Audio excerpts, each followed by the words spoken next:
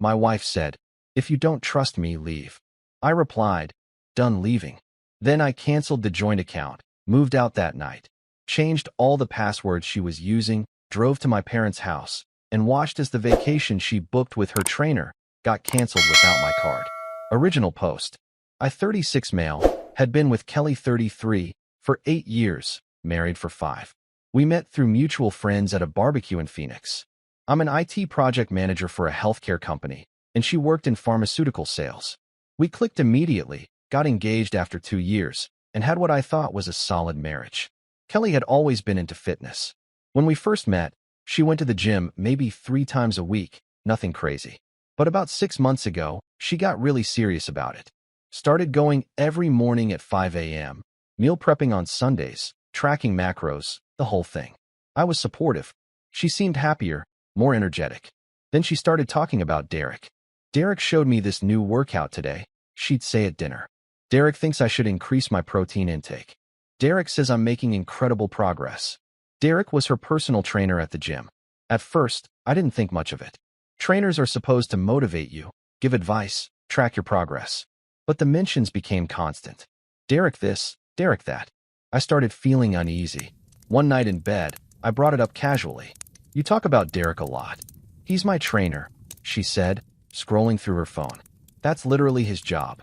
"I know. I just notice you mention him constantly." She put her phone down and looked at me with this expression I'd never seen before. "Cold.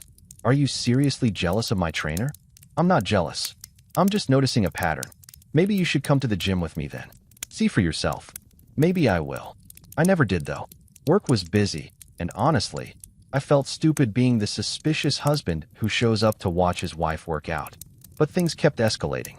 She started dressing differently for the gym. Instead of regular workout clothes, everything was suddenly matching sets, full makeup at 5 a.m., hair done.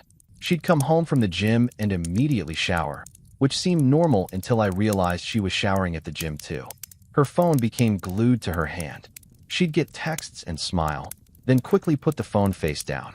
She changed her passcode, something we'd never done in our entire relationship. When I asked why, she said she just wanted more privacy. The final straw came on a Tuesday night. I got home from work around 6, and Qley was on the couch with her laptop, grinning at the screen. "What are you looking at?" I asked, setting down my bag. "Oh, just planning something," she said, closing the laptop quickly. "Planning what?" "A trip. I'm thinking about going to San Diego for a few days. There's a fitness expo I want to check out." "When?" "Next month. It's a 4-day thing." "Want me to come?" She hesitated. "It's kind of a fitness industry event. You'd probably be bored. I could hang out at the beach while you're at the expo." "Matt, I need this for myself, okay? Can I please just have something that's mine?" The way she said it felt off, but I backed down. "Sure. Yeah, of course." That night, after she fell asleep, I did something I'm not proud of. I picked up her phone from the nightstand. I tried her old passcode, our anniversary. Didn't work. I tried her birthday. Didn't work.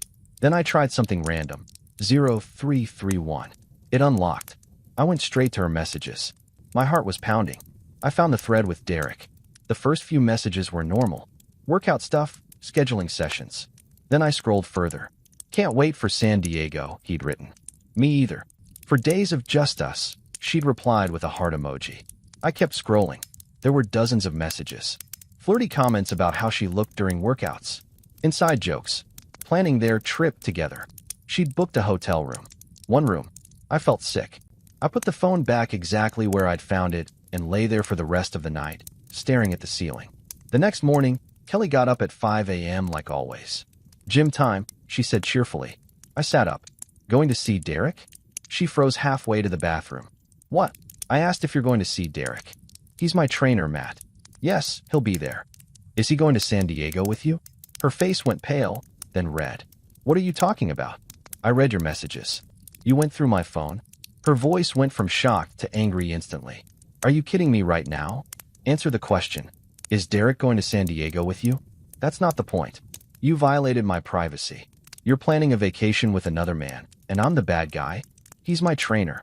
It's a fitness expo. We're going as professionals. Professionals who book one hotel room." She stammered. We're splitting costs." "Qley, stop lying. Just stop."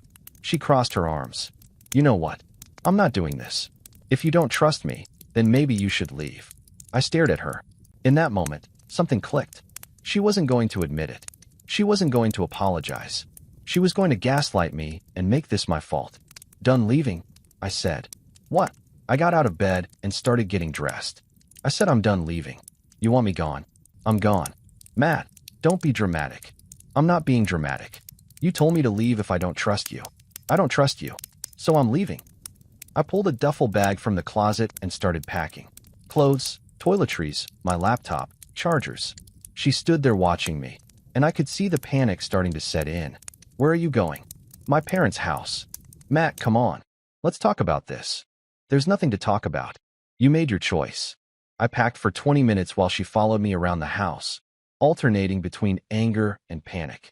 I grabbed my essentials, loaded my car, and came back inside one last time. I opened my laptop and logged into our joint checking account.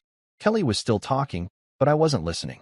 I transferred my half of the balance to my personal account. Then I closed the joint account entirely. What are you doing? She asked, looking over my shoulder. Separating our finances. You can't just. I can. And I am. Next, I opened every streaming service we shared. Netflix, Hulu, Spotify, Amazon Prime. All on my cards, all using my email. I changed every password. Then I changed our Wi-Fi password. Qley's phone dinged. She looked at it, and her face went white. Matt, the Netflix just logged me out. Yeah, that's because I changed the password. Are you serious right now? I picked up my bag. Completely. This is insane. You're acting crazy.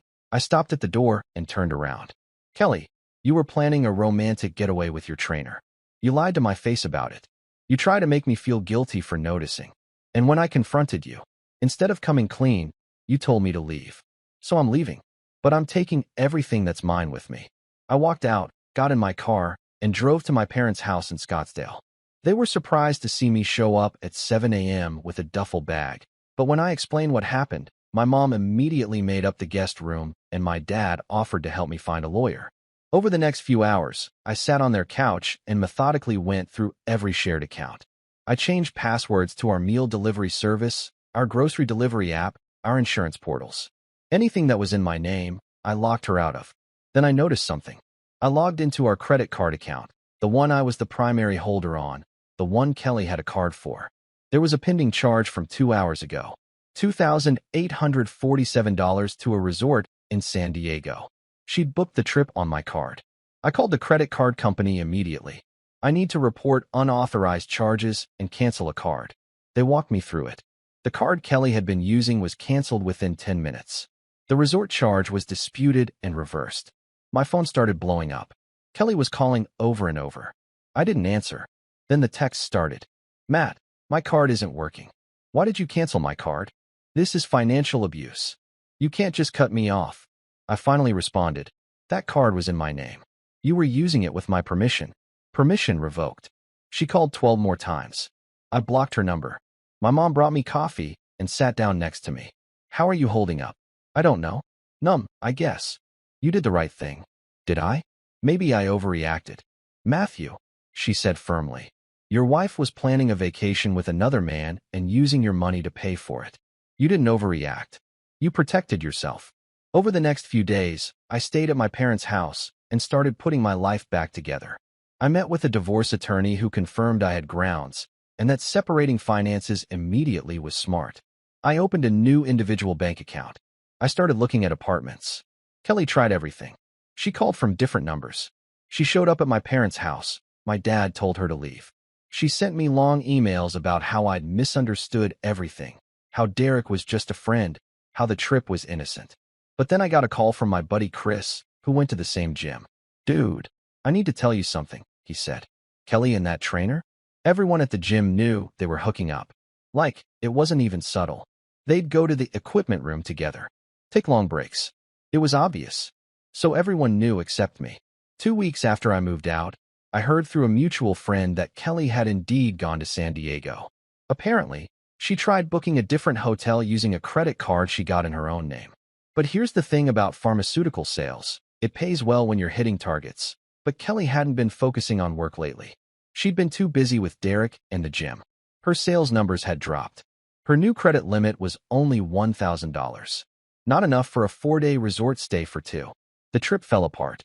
According to my friend, Derek ended up backing out when he realized Qley couldn't fund it anymore. Some trainer. Some relationship. Qley lost 50 pounds, but gained a reality check. A month after I left, my attorney served her divorce papers. The hearing was straightforward.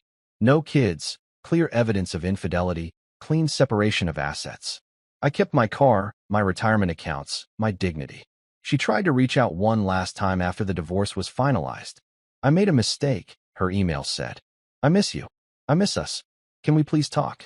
I didn't respond. Last I heard, Qley moved to a cheaper apartment and got a new job because her sales territory got reassigned.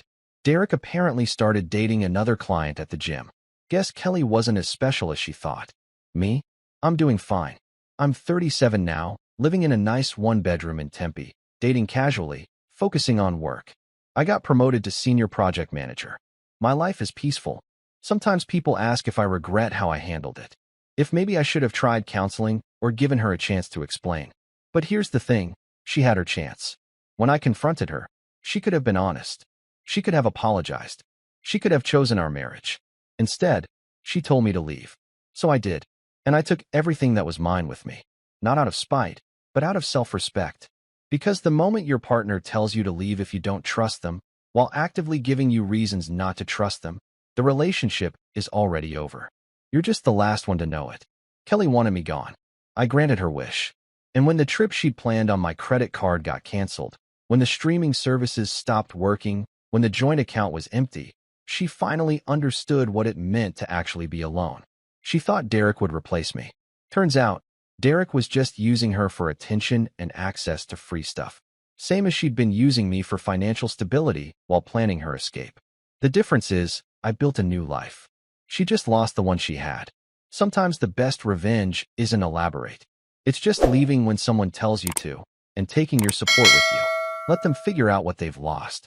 Qley figured it out. Just way too late.